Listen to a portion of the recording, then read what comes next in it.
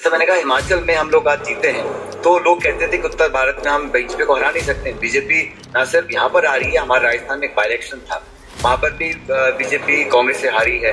छत्तीसगढ़ में BJP by election में कांग्रेस से हारी है। दिल्ली में तो खैर वो आम आदमी पार्टी से हारी। तो भारतीय जनता पार्टी को लगना नहीं चाहिए कि for all times to come सारे वोटर उनके साथ हमेशा के लिए रहेंगे। आप परफॉर्म नहीं करेंगे, रिकॉर्ड तोड़ महंगाई रहेगी, बेरोजगारी रहेगी, अर्थव्यवस्था चौपट रहेगी, उद्योग लगेंगे नहीं और अग्निवीर जैसे आप पॉलिसी लेकर आएंगे तो लोग उसका विरोध करेंगे। और जनता जनार्दन बहुत समझदार है, सही समय पर सही निर्णय देती है और ये जो हिमाचल के चुनाव है ये आने वाले समय का संकेत भी है। नमस्कार साथियों, हिमाचल प्रदेश के जो नतीजे हैं वो पूरी तरीके से सामने आ गए हैं और हिमाचल प्रदेश में भारी बहुमत के साथ कांग्रेस ने सरकार बना ली है। आपको जानकारी के लिए बता दें कि भारतीय जनता पार्टी चुनाव से पहले ये कह रही थी कि इस बार रिवाज बदलेगा, सरकार नहीं बदलेगी। लेकिन हिमाचल की जनता ने बता दिया कि रिवाज नहीं बदलेगा, सरकार जरूर बदल जाएगी और सरकार बदल दी। और इस बार कांग्रेस ने भारी बहुमत के साथ हिमाचल में अपना सरकार बना लिया है और जो है जल्द ही वहां मुख्यमंत्री की घोषणा भी हो सकती है। हालांकि ऑपरेशन लोटस का खतरा जो है वो शुरू हो गया है और खबरें ये आ रही है कि जो हिमाचल के विधायक, जो कांग्रेस के विधायक जीते हैं, या तो उन्हें चंडीगढ़ ले जाया जाएगा या फिर उन्हें राजस्थान या छत्तीसगढ़ ले जाया जाएगा। इस पर जो भी अपडेट आएगा वो हम आपको दिखा देंगे। हम सबसे पहले आपको ले चलते हैं अपने लैपटॉप स्क्रीन पर और दिखाना चाहते हैं कि क्या नतीजे रहे। एक वक्त तो ऐसा भी रहा है कि 40 का आंकड़ा जो है कांग्रेस पार कर दी थी और भारतीय जनता पार्टी बहुत नीचे खिसक गई थी। अभी क्या आंकड़ा है वो हम आपको दिखा दे रहे हैं। हम आपको ले चलते हैं अपने लैपटॉप स्क्रीन पर। जैसा कि आपको हम लेकर के आ गए हैं अपने लैपटॉप की स्क्रीन पर और इसमें बहुत ही बेहतरीन तरीके से चार्ट के द्वारा दर्शाया गया है कि कौन सी पार्टी जो है सबसे आगे रही है। ये इलेक्शन कमीशन का ऑफिशियल वेबसाइट है। सारे न्यूज़ चैनल जो है यहीं से खबरें उठाते हैं और यहीं से रिजल्ट को ले करके अपने चैनलों पर दिखाते हैं। तो यहाँ पर साफ साफ दिख रहा है कि इंडियन नेशनल कांग्रेस जो है वो 40 सीट जीत गई है। लीड नहीं बनाई हुई है, रुझानों में आगे नहीं है, बल्कि वो 40 सीट जीत गई है। जबकि भारतीय जनता पार्टी अभी केवल 23 सीट जीती है और 2 पर लीड यानी कि बढ़त बनाई हुई है। यानी कि हो सकता है कि आखिरी टाइम पर भारतीय जनता पार्टी वहां हार भी जाए, ऐसा हो सकता है। कई बार ऐसा हुआ है, लेकिन कांग्रेस ने 40 की 40 सीटों जीत ली है और ये बहुत बड़ी बात है कि इस बार कांग्रेस ने जो पुराना रिवाज रहा है हिमाचल प्रदेश का उसको बरकरार रखा है और अपनी सत्ता जो है काबिज की है हिमाचल प्रदेश के अंदर। आप वोटिंग परसेंटेज देखिए, किस पार्टी को कितना वोट मिला है। तो आम आदमी पार्टी जो यहाँ पर बहुत दमखम के साथ शुरुआती दौर में यहाँ पर चुनाव लड़ने के लिए उतरी थी, बाद में उन्होंने एग्जिट कर लिया था, लेकिन फिर भी उन्होंने वोट पाया है 1.10% यहाँ पर वोट पाया है। जबकि बीजेपी ने 43% वोट पाया है और जो छोटी पार्टियां हैं उनके वोट को अगर आप ना ही गिने तो अच्छा होगा। और इंडियन नेशनल कांग्रेस ने भी 43% वोट पाया है, लेकिन पॉइंट में वो आगे निकल गए। 0.91% की वजह से वो ये चुनाव में अपनी बढ़त बना लिए हैं और चुनाव जीत गए। जो मजेदार रहा है वो अदर ने 10% वोट हासिल किए हैं। अदर को आप देखना है तो जो इंडिपेंडेंट है और जो बागी थे अलग अलग पार्टियों के, उन्होंने भी भारी नुकसान पहुंचाया है अपनी अपनी पार्टियों को। इंडिपेंडेंट उम्मीदवार है, उन्होंने भी 3 सीट जीती है और कहीं ना कहीं इंडिपेंडेंट उम्मीदवारों ने भारतीय जनता पार्टी को और कांग्रेस को काफी नुकसान पहुंचाया था। हम आपको ले आए हैं दैनिक भास्कर की वेबसाइट पर। यहाँ पर दिखाना चाहते हैं कि जो एग्जिट पोल कल तक दावा कर रहे थे कि हिमाचल में भी भारतीय जनता पार्टी की सरकार बनेगी, आज वो मुंह छुपाए फिर रहे हैं। एग्जिट पोल का ये विश्लेषण था जहां पर केवल एक एग्जिट पोल जो कि आज तक एक्सिस माई इंडिया का था, जिसने बताया था कि कांग्रेस की सरकार बन रही है, 30 से 40 सीटें जो है कांग्रेस पा रही है और सरकार बनाते हुए दिख रही है। उनका एग्जिट पोल जो है वो पूरी तरीके से सही साबित हुआ है। बाकी तमाम एग्जिट पोल ने ये दिखाया था कि भारतीय जनता पार्टी चुनाव जीत रही है और उनकी सरकार बनते हुए दिखाई दे रही है। आप देख लीजिए, न्यूज एक्स जन की बात ने क्या कहा था कि भाजपा को 32 से 40 सीट मिलेगा। यहां तो वो 30 का आंकड़ा पार नहीं कर पाई, जबकि कांग्रेस को वो विपक्ष में बैठा रहे थे और 27 से 34 सीटें दे रहे थे। जबकि रिपब्लिक टी पूछता है भारत, अर्नब गोस्वामी का चैनल क्या कह रहा था, वो तो कह रहा था 34 से 39 सीटें जो है वो भारतीय जनता पार्टी को मिलेगी, यानी कि भारतीय जनता पार्टी सरकार बना लेगी। जबकि कांग्रेस जो है 28 से 33 सीटें जीत सकती है, यानी कि कांग्रेस की सरकार जो है बनते हुए नहीं दिखाई दे रहा था अर्नब गोस्वामी उर्फ रिपब्लिक टीवी को। टाइम्स नाउ ईटीजी ने जो सर्वे किया था उसके मुताबिक 38 सीट, इन्होंने तो एग्जैक्ट आंकड़ा दिया था कि 38 सीट जो है भारतीय जनता पार्टी जीतेगी। लेकिन आप देख सकते हैं कि 30 का आंकड़ा भी पार नहीं कर पाई भारतीय जनता पार्टी और इन्होंने कांग्रेस को बहुत कम 28 सीटें दिया था, जो कि 40 सीटें कांग्रेस ने जीत लिया है।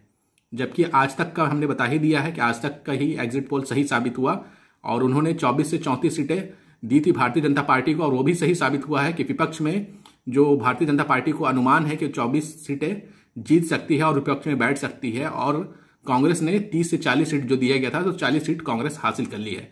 तो उनका एग्जिट पोल जो है पूरी तरीके से सही साबित हुआ, जबकि इंडिया टीवी जो है वो 35 से 40 सीटें दे रही थी। लेकिन देख सकते हैं कि इनका भी एग्जिट पोल पूरी तरीके से फर्जी साबित हुआ। TV9 नेटवर्क जो है उन्होंने 33 सीट दिया था और कांग्रेस को 31 सीट दिया था, यानी कि वो ये दिखाना चाह रहे थे कि त्रिशंकु विधानसभा होगा और इंडिपेंडेंट जो होंगे उनके हाथ में सत्ता की चाबी होगी। लेकिन ऐसा कुछ नहीं हुआ। जी न्यूज ने भी 35 से 40 सीटें दिया था किसको? भारतीय जनता पार्टी को। लेकिन हुआ क्या? जस्ट उल्टा हुआ। जितना कांग्रेस को उन्होंने दिया था उतना ही भारतीय जनता पार्टी का आया, और जो वो भारतीय जनता पार्टी को दिखा रहे थे उतना कांग्रेस ने सीटें हासिल कर ली है। न्यूज 24 चाणक्य ने 33 सीटें दोनों को दिया था, लेकिन इनका भी एग्जिट पोल पूरी तरीके से फेल हुआ। ये इन तमाम एग्जिट पोल को दिखाने का ये मतलब है कि ये एग्जिट पोल वाले फर्जी एग्जिट पोल पेश करते हैं और एक पार्टी विशेष के लिए माहौल बनाने की कोशिश करते हैं। इनका एग्जिट पोल जो है MCD में भी फेल हुआ, दिल्ली के MCD चुनाव में भी फेल हुआ और हिमाचल प्रदेश के चुनाव में भी फेल हुआ है। आपको ये बता दें कि भारतीय जनता पार्टी जो है वो हिमाचल प्रदेश में केवल हारी नहीं है बल्कि बुरी तरह हारी है, और उनके 10 में से 8 मंत्री भी जो है वो चुनाव हार गए हैं। दैनिक भास्कर की ये रिपोर्ट है जो कि हम आपको आगे दिखा रहे हैं कि इस रिपोर्ट में क्या लिखा है। और 10 में से 8 मंत्री का हार जाना, इसका मतलब है कि वहां पर बहुत जबरदस्त एंटी इनकम्बेंसी थी। जो दैनिक भास्कर ने खबर डाली है उसके मुताबिक हिमाचल प्रदेश विधानसभा चुनाव में एक बार फिर जनता ने रिवाज कायम रखते हुए बदल दिया है, यानी हर चुनाव की तरह इस बार भी सत्ता बदली है। राज्य की 68 सीटों पर वोटों की गिनती जारी है। ताजा आंकड़ों में कांग्रेस ने बहुमत के लिए 35 सीटों का आंकड़ा पार कर लिया है। कांग्रेस 40 सीटें जीत चुकी है, वहीं भाजपा 25 सीटों पर सिमट गई है। 2017 के मुकाबले उसे 19 सीटों का नुकसान हुआ है। आप समझ रहे हैं, 19 सीटें जो है भारतीय जनता पार्टी हार गई।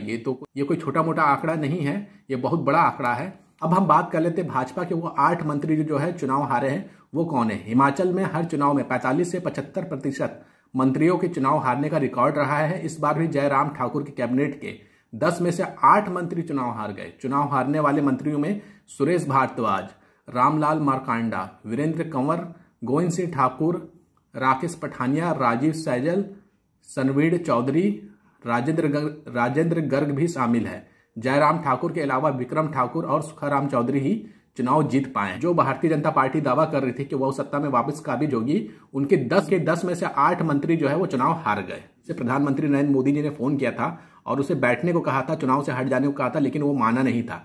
उसका क्या हाल हुआ है वो भी देख लीजिए, और वहां पर कौन सी पार्टी जीती है वो भी आप अपने आंखों से देख लीजिए। आपको बता दें कि ये दैनिक भास्कर की खबर है जिसमें लिखा है, विधानसभा चुनाव के बीच प्रधानमंत्री नरेंद्र मोदी और फतेहपुर भाजपा के बागी नेता कृपाल परमार के बीच हुई तथाकथित बातचीत का वीडियो सोशल मीडिया पर खूब वायरल हुआ था। इसमें पीएम ने कृपाल परमार से चुनाव से हटने की अपील की थी। हालांकि परमार मोदी की बात ना मानकर चुनाव मैदान में डटे रहे। नतीजा सबके सामने है। इस सीट पर कांग्रेस के प्रत्याशी भवानी पठानिया को 33,238 वोट लेकर जीत हासिल की है। भाजपा प्रत्याशी मंत्री राकेश पठानिया को 25,884 वोट मिले। भवानी ने 7,354 वोटों के अंतर से जीत दर्ज की। यानी कि मोदी जी की अपील जो थी वो काम नहीं की और बागी ने कहीं ना कहीं नुकसान पहुंचाया भारतीय जनता पार्टी को। आपने देख लिया होगा कि हिमाचल प्रदेश में भारतीय जनता पार्टी का सुपड़ा साफ हो गया है। कांग्रेस ने यहां पर बड़ी जीत दर्ज की है। इस जीत के बाद कांग्रेस के दिग्गज नेता सचिन पायलट ने क्या कहा है हिमाचल प्रदेश में हुई जीत को लेकर के, और गुजरात में जो उनकी पार्टी हारी है उसको लेकर के उन्होंने क्या कहा है वो आप यहां से देख लीजिए। और अगर आपको ये वीडियो अच्छी लगी तो आप ज्यादा से ज्यादा शेयर करिएगा। सबसे पहले संबित जी आपका मैं रुख करना चाहूंगी, हिमाचल में हार का बड़ा कारण क्या 5 साल के बाद वहां पर सत्ता परिवर्तन होता है ये बड़ा कारण, या फिर वहां के मुख्य और मूल मुद्दे आप लोग नहीं छू पाए ये बड़ा कारण? हिमाचल में हम लोग आज जीते हैं तो लोग कहते थे कि उत्तर भारत में हम बीजेपी को हरा नहीं सकते। बीजेपी ना सिर्फ यहाँ पर आ रही है, हमारे राजस्थान में एक बाई इलेक्शन था, वहां पर भी बीजेपी कांग्रेस से हारी है। छत्तीसगढ़ में बीजेपी बाई इलेक्शन में कांग्रेस से हारी है।